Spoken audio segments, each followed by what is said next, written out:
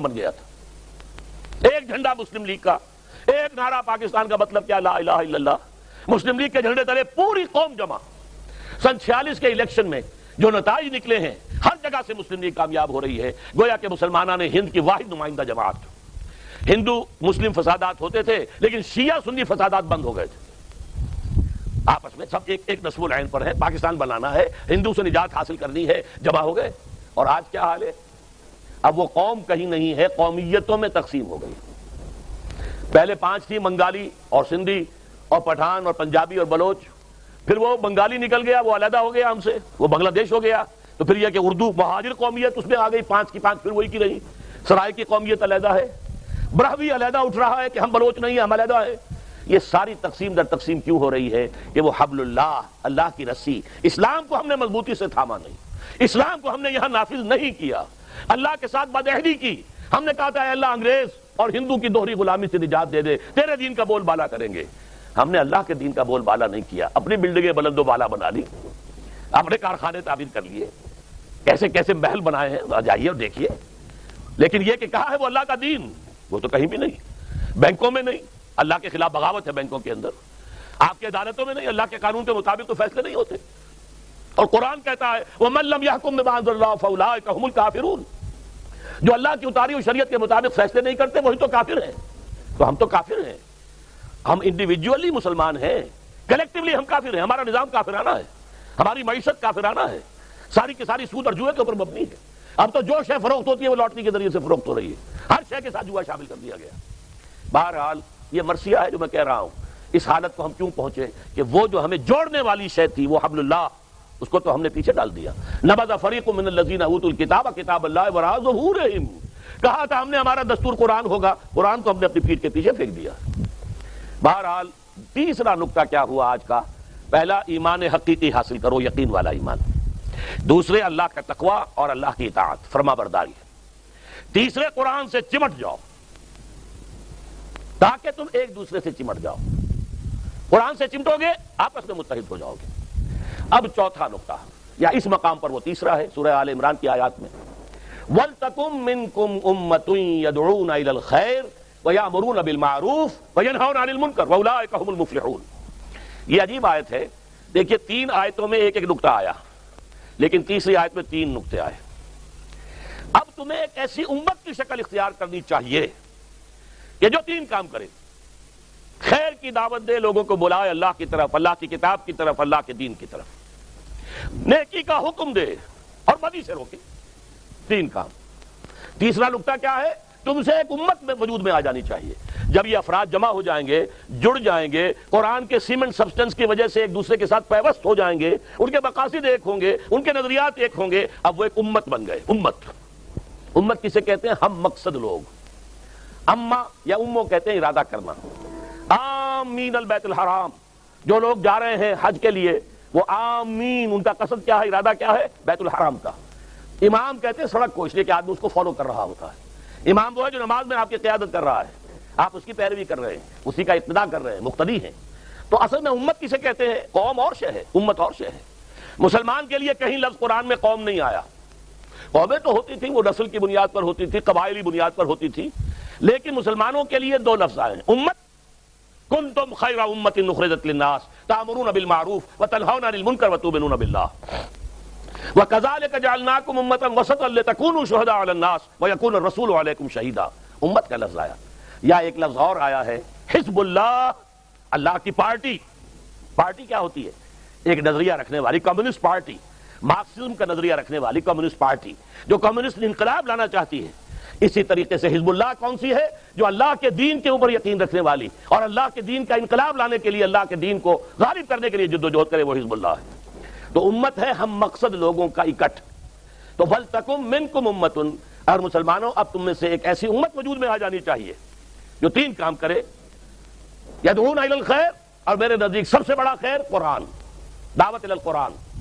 سورہ یونس میں فرمایا ہوا خیر مما یجمعون، یہ قرآن جو ہے ان تمام چیزوں سے زیادہ قیمتی ہے جو تم جمع کرتے ہو، دولت ہے، مال ہے، وہ ساز و سامان ہے، اچھے سے اچھے ڈیکوریشن پیسز لا کے تم اپنے گھروں میں سجاتے ہو، کارنسوں کے اوپر رکھے ہوئے ہیں بڑے عمدہ یہ سب چیزیں جو ہے ان سب سے کہیں زیادہ قیمتی شے قرآن ہے، قرآن کی طرف بلاؤ۔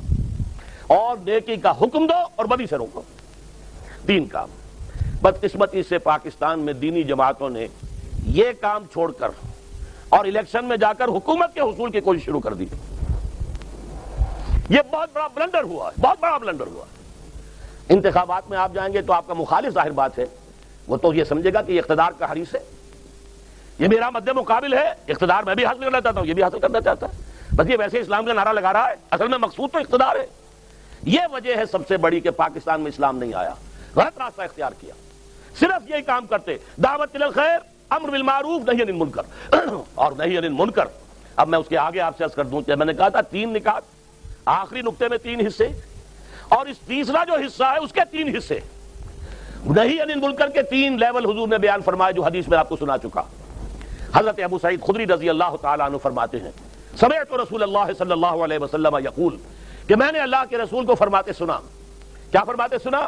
من را منکم منکرن، دیکھو مسلمانوں تم میں سے جو شخص بھی کسی منکر کو دیکھے، بدی کو دیکھے، حرام کام کو دیکھے، کسی گندگی کو دیکھے، فلیغیرہ بیدہ، اس کا فرض ہے کہ اپنی طاقت سے، اپنی ہاتھ سے اس کو روکے.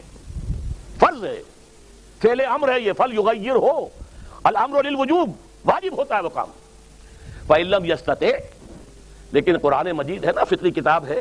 اب انسانوں کے اندر ہر طرح کے لوگ ہیں، کمزور بھی ہیں، طاقت والے بھی ہیں، باہمت بھی ہیں، کم ہمت بھی ہیں، تو کم ہمتوں کی بھی رعایت کی گئی ہے. فإن لم يستطع، اگر اس کی استطاعت نہ ہو، طاقت یا تو ہے ہی نہیں یا طاقت کا استعمال کرنے کی ہمت نہیں ہے، 2 ہی چیزیں ہو سکتی ہیں نا. تو دوسری صورت کیا ہے اس سے کم تر درجے میں؟ فمن لم يستطع فبلسانہ، اپنی زبان سے تو روکے، کہے تو صحیح بھائی باز آ جاؤ، یہ کام غلط ہے، یہ حرام ہے، یہ صحیح نہیں ہے. حکومت سے بھی کہے، عوام سے بھی کہے، لوگوں سے بھی کہے، جیسا کہ حضور نے فرمایا ایک اور حدیث میں، الدین والنصیحہ، دین تو نصیحت اور خیر خواہی کا نام ہے. قیل لمن یا رسول اللہ، پوچھا صحابہ نے کس کی خیر خواہی، کس کے ساتھ وفاداری؟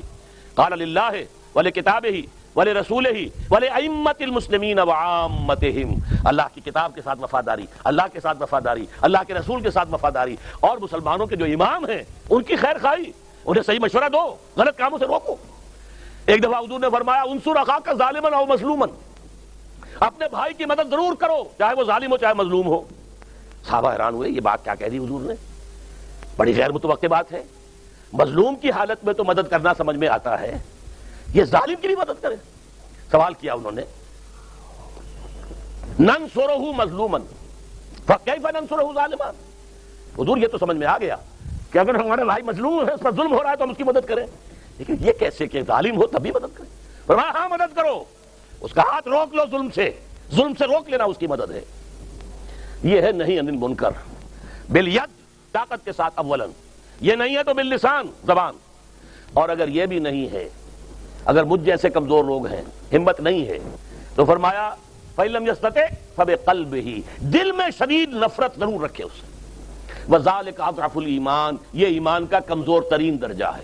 اگر نفرت بھی نہیں ہے، بدی کو آپ دیکھتے ہیں، برائی کو دیکھتے ہیں اور دل میں جلن پیدا نہیں ہوتی، صدمہ نہیں ہوتا. آپ کا بچہ بیمار ہو اور آپ نے علاج کرا لیا، ڈاکٹروں نے جواب دے دیا، حکیموں نے جواب دے دیا، کوئی اب تعویذ گنڈا بھی نہیں رہا، جو ہو سکتا تھا کر لیا ہے، لیکن بچہ تڑپ رہا ہو تو آپ سو نہیں سکتے. کیا کریں؟ کچھ نہیں کر سکتے، ہیلپ لیس ہیں، ہمارے ہاتھ میں کچھ نہیں، جو کر سکتے تھے کر چکے، لیکن بچہ تڑپ رہا ہو تو آپ سو نہیں سکتے. اسی طرح اگر فرض کیجئے کہ آج مجبور ہیں ہم کہ یہاں ہم یہ برائی کو نہیں روک سکتے، یہ سودی کاروبار ہم نہیں روک سکتے، لیکن دل میں نفرت تو رکھ سکتے ہیں، پاؤں پھیلا کر سوئیں تو نہ. اگر ہم چین سے سوتے ہیں، عیش کرتے ہیں، تو گویا کہ ہم نے ریکنسائل کر لیا ذہنن، ہم نے تسلیم کر لیا ہے اس منکر کو، اس بدی کو، اس طاغوت کو، اس نظام باطل کو ہم نے تسلیم کر لیا ہے. اور جس نے نظام باطل کو ذہنن اور قلباً تسلیم کر لیا وہ صاحب ایمان نہیں ہے. آج جو میرا درس تھا صبح قرآن مجید کا، اس میں آیت الکرسی کے بعد والی آیات میں آتا ہے فَمَن يَكْفُرْ بِالطَّاغُوتِ وَيُؤْمِن بِاللَّهِ فَقَدِ اسْتَمْسَكَ بِالْعُرْوَةِ الْوُثْقَىٰ. پہلے طاغوت کا کفر ہے، پھر اللہ پر ایمان ہے. طاغوت باطل نظام، اللہ تعالیٰ کی بندگی سے نکل بھاگنے والا نظام، اس کی اطاعت کی بجائے اس کی معصیت پر مبنی نظام سب سے بڑا طاغوت ہے. اس طاغوت کی وفاداری، اس کی چاکری، اس کی خدمت، اس کا ساتھ دینا. یہاں تک فرمایا حضور نے من مشى مع فاسق ليقويه فقد اعان على هدم الاسلام. کوئی شخص اگر کسی فاسق اور فاجر آدمی کے ساتھ چلتا ہے اسے تقویت پہنچانے کے لیے، تو اس نے اسلام کی عمارت کو منہدم کرنے میں مدد کی ہے. ایک اور حدیث میں فرمایا اذا مدح الفاسق جب کسی فاسق کی مدح کی جاتی ہے غضب اللہ تعالی، اللہ تعالیٰ غضبناک ہو جاتے ہیں، اور اتنے غضبناک ہوتے ہیں وَاهْتَزَّ لَهُ الْعَرْشُ کہ تخت جو ہے عرش وہ کانپنے لگتا ہے، اتنا غصہ اللہ تعالیٰ کو آتا ہے۔ ایک فاسق اور فاجر انسان کو سپاس نامہ پیش کیا جا رہا ہے، اس کی مدح سرائی ہو رہی ہے، فاسق اور فاجر، زانی اور شرابی، اور اس کے لیے آپ کھڑے ہو کر قصیدے پڑھ رہے ہیں۔